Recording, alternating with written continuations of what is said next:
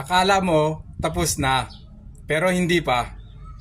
Maraming Pilipino pagkatapos mabayaran ang housing loan nila, akala nila kanila na talaga ang bahay. Pero ang hindi nila alam, kahit fully paid ka na sa bangko o sa Pag-ibig, pwede pa rin nakasangla sa papel ang property mo. At dito nagkakaproblema ang iba. Kapag ibebenta na o ipapasa na sa anak, o gagamitin ulit sa loan.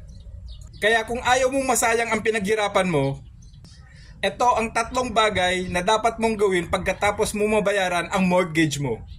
Step 1, kunin mo lahat ang dokumento sa bank o sa Pag-ibig. Kailangan mo ng Certificate of Full Payment, Original Title, Cancellation of Mortgage, at minsan proof na zero balance ka na. At ito ang hindi alam ng marami. Kapag hindi mo finalo up ang bangko o ang Pag-ibig, minsan inaabot ng buwan o taon bago ma-release ang titulo mo. Step 2, pumunta sa Registry of Deeds. Dito natatanggal ang mortgage annotation sa title. Kasi kahit fully paid ka na, kung hindi mo ito ipapakancel, sa record ng titulo, encumbered pa rin ang property mo. Ibig sabihin, pwede ka pang ma-delay sa bentahan, transfer or approval ng bagong loan. Step 3, kunin at itago ang updated clean title.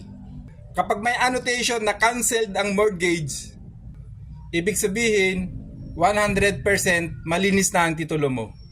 Ang isang pinakamagandang pakiramdam as a unit owner. Nangungupahan, hindi ka na may utang. At wala ng financial institution na may claim sa bahay mo. Kaya kung malapit nang matapos hulugan ng bahay mo, give mo tong video na to. Baka fully paid ka na, pero sa titulo, nakasanla ka pa rin. Kaya follow me for more real estate tips.